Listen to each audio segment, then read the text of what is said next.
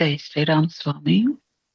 స్వామి ఇందాక శ్రీనిధి గారికి చెప్పేటప్పుడు అనుభవం వాస్తవం అన్నారు. కానీ అది కూడా సాకారం నుండే వస్తుంది కదా అని డౌట్ వస్తుంది స్వామి.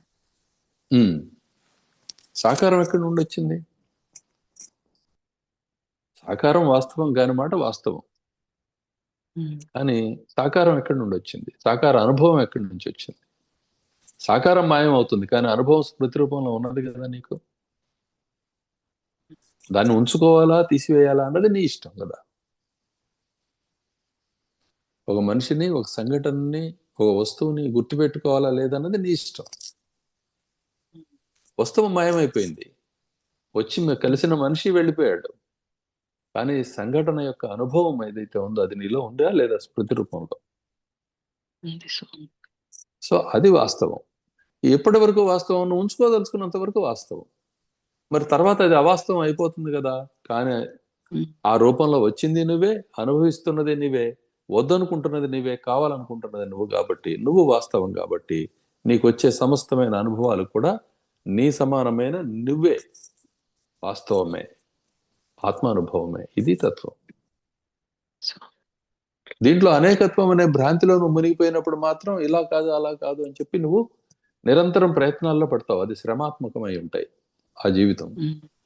అలా కాకుండా వాస్తవం ఇదని గ్రహించినప్పుడు యథావిహారం అనేది అనుభవానికి వస్తుంది.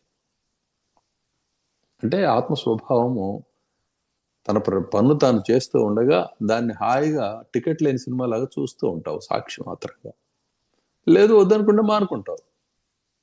సాక్షి కళ్ళు మూసుకుంటే సాక్షి కాడుగా. అర్థమైందమ్మా? సో ఈ విధంగా ఈ తత్వాన్ని గ్రహించాలి. ఇది అద్వైత్వమునందు అద్వయుడైన వానికి అద్వయంగా జరుగుతున్న ద్వైత అనుభవం. ఈ మాటలు గారడి ఇదంతా కూడా. కానీ వస్తువు ఒకటే, పరమాత్మ తప్ప అన్యమైన వస్తువే లేదు. పరమాత్మ అనే మాటకి అర్థం లేదు వాస్తవానికి. ఎందువల్లంటే ఆయన తప్ప ఇంకొకటి లేనప్పుడు ఆయన పరమాత్మ ఏమిటి, జీవాత్మ ఏమిటి? అర్థమైందా? ఇది సంగతి. క్లియర్? క్లియర్ స్వామి. ఇంకొకటి ఉంది స్వామి. 121 సర్గలో 10వ శ్లోకం స్వామి.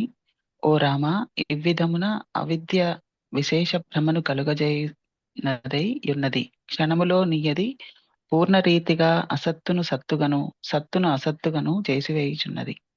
దీంట్లో అవిద్య, సత్తు, అసత్తు అనే పదాలకు అర్థాలు చెప్తారా స్వామి? అవిద్య అంటే తాను అన్యము అనే భ్రాంతి వల్ల, తాను ఇతరము అనే భ్రాంతి వల్ల ఉత్పన్నమైన ఆ స్థితి వల్ల జరుగుతున్న దానిని అవిద్య అంటాం. అంటే తెలియనందువల్ల వచ్చిందనమాట ఇదంతా కూడా. విద్య అంటే తెలియడం, తెలివి. అవిద్య అంటే మరొక రకంగా తెలియటం, అసలు తెలియకుండా ఉండడంలో ఏదో తెలుస్తుంది. అసలు ఏం తెలియకుండా ఉంటే రాయిలాగా ఉంటాం అనుకో. రాతికి మధ్యలో మాటలు ఏముంటాయి? కానీ మాట్లాడుతున్నాం కదా,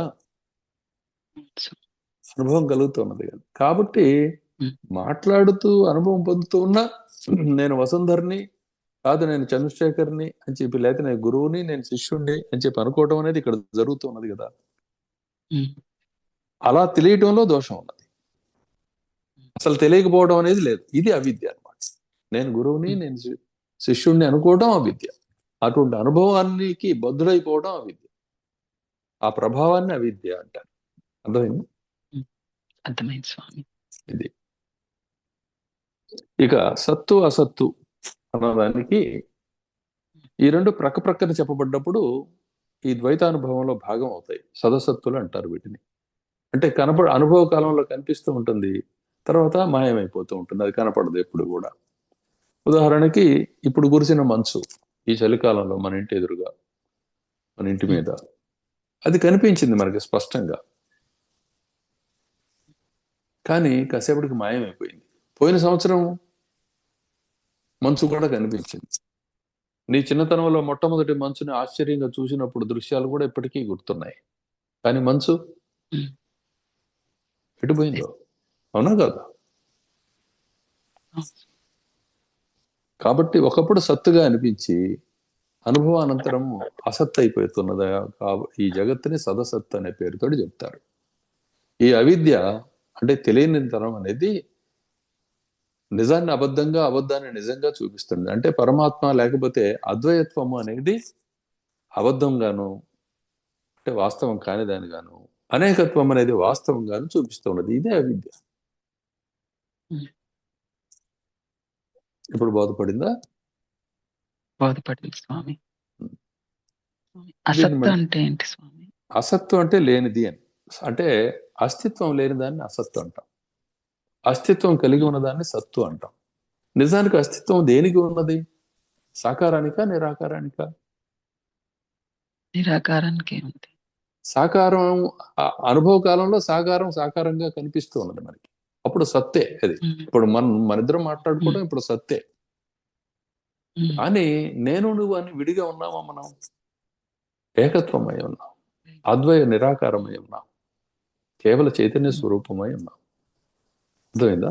ఆ విధంగా ఇప్పుడు ఈ మాట్లాడుతున్నది అసత్ అయిపోయింది కదా.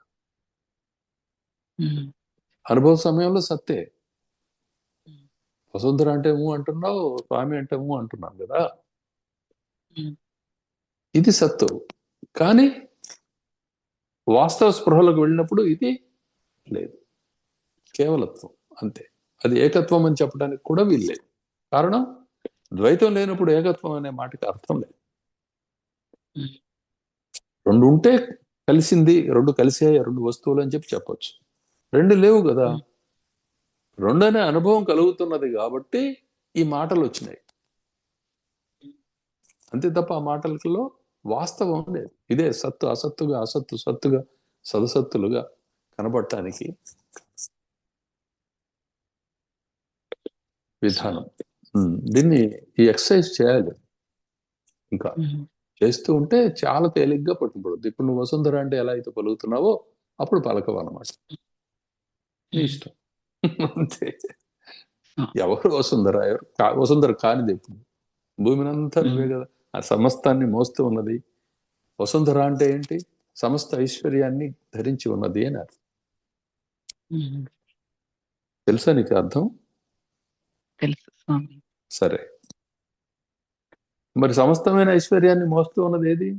సమస్తమైన ఆకారాల్ని మోసేది నిరాకారం కదా. ఆకాశం ఉమ్, ఎట్లయితే సాకార వస్తువులను మోస్తూ ఉందో, ఆకాశంతో సహా సమస్తాన్ని ధారణ చేస్తూ ఉన్న వస్తువు ఏదైతే ఉందో అది నిజమైనది. దానికి చావు పుట్టుకలు ఉమ్, లేవు. ఈ ఆకాశానికి కూడాను ఆద్యంతాలు ఉన్నాయి. ఉమ్, అంటే ఏంటి? ఒక ఒక మొదలు, ఒక తుది ఉన్నాయి దీనికి కూడా. ఉమ్, కానీ అది దేని యందు ప్రకాశిస్తున్నదో దానికి మాత్రం లేదు. ఏది దానిగా ప్రకాశిస్తున్నదో దానికి మాత్రం లేదు. ఉమ్. అర్థమైంది? అర్థమైంది స్వామి. ఇంకా ఇంకా విచారణ చేయాలన్నమాట. ఇది స్వామి. క్షీరసాగర మథనం అంటాం కదా. ఉమ్, ఆ పాలకడల్ని మనం చిలకటం లాంటిది అనమాట. ఇది ఈ పాలకడలు ఏమిటి అంటే నీ బుద్ధి, నీ మనస్సు. స్వామి. దానికి ఆధారం పరమాత్మ శ్రీమన్నారాయణుడు. ఆ చిలకడానికి నీ రెండు రకాలైన ఆలోచనలు ఉంటాయి, ఎస్ అండ్ నో అనే. పద్ధతి లేకపోతే స్వతంత్రత, అంటే ఇష్టారాజ్యం, స్వేచ్ఛ అనే ఈ ఉమ్, రెండు ఉమ్, కొట్టుకుంటూ ఉంటాయి. అదే ఉమ్, దేవతలు రాక్షసులు. పద్ధతి దేవతలు, ఇష్టారాజ్యంగా వెళ్ళడం అనేది రాక్షసులు. ఉమ్, వీళ్ళిద్దరూ కలిసి ఈ జీవితం అనే మందర పర్వతాన్ని ఆధారంగా చేసుకొని నిత్యకర్మ అనే నిత్యాభ్యాసం అనే ఆ వాసుకి అనే తాడుని చేసుకొని వీళ్ళు చిలుకుతూ ఉంటే దాంట్లోంచి అమృతం వస్తుంది. నిజానికి అమృతం ఏది? పరమాత్మ కదా. ఉమ్, భావనది ఏది? పరమాత్మ కదా. దాన్ని పొందుతాడు. ఇది అవును. క్షీరసాగర మథనం యొక్క రహస్యం. ఆ రహస్యమే ఇక్కడ మామూలు లోకానుభవంలో కూడా క్షీరసాగర మథనం జరుగుతుంది. అందులోంచి ఈ లోకాలు ఉన్నంత కాలం ఉండగలిగే దేవతత్వం అనేది సిద్ధిస్తుంది అమృతం వల్ల. అందులోంచి ఉమ్, అప్సరసలు వస్తారు, లక్ష్మీదేవి వస్తుంది, ఉచ్చైశ్రవం, ఇంకా ఐరావతం, ఇట్లా ఏవేవైతే ఉన్నాయో ఇవన్నీ కూడా వస్తాయి, శ్రేష్టమైన వస్తువులన్నీ కూడా. స్వామి. ఇదనమాట. అంటే ఏంటి, ఆలోచనలను గెలకొట్టినట్లయితే, అంటే బాగా ఆలోచన చేసినట్లయితే లోకం ఉత్తమోత్తమైన శ్రేష్టత్వమైన అనుభవం కలుగుతుంది. లోకాతీతమైన శాశ్వతత్వం కూడాను బుద్ధిని త్రచ్చినందువల్ల, అంటే చిలికినందువల్ల మాత్రమే కలుగుతుంది అనమాట. దానికి ఆధారంగా ఇది కనపడుతున్నది. సమస్త విశ్వ ధారుడైన ఆ స్వామి యొక్క ఆలోచనయే ఈ విశ్వం అంతా నిలబడి ఉండటానికి కారణం. కాబట్టి విష్ణు భగవానుడే పైన, క్రింద, చుట్టూ అన్ని అని చెప్పబడుతుంది. ఇది తత్వం. అందువల్లనే సమస్తమైన పురాణాల్లో, కావ్యాల్లో పాల పాల సముద్ర మథనం అనేది, పాలకడల్ని చిలకటం అనేది తప్పనిసరిగా ఉంచుతారు. ఇది కావ్యం యొక్క లక్షణం అన్నమాట.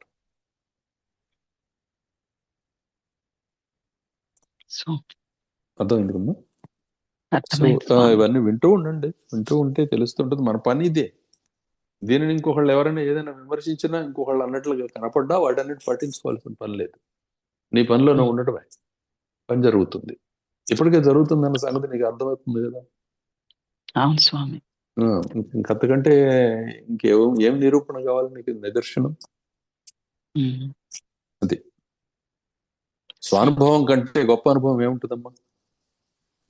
ఏం లేదు మరి ఇది విషయం.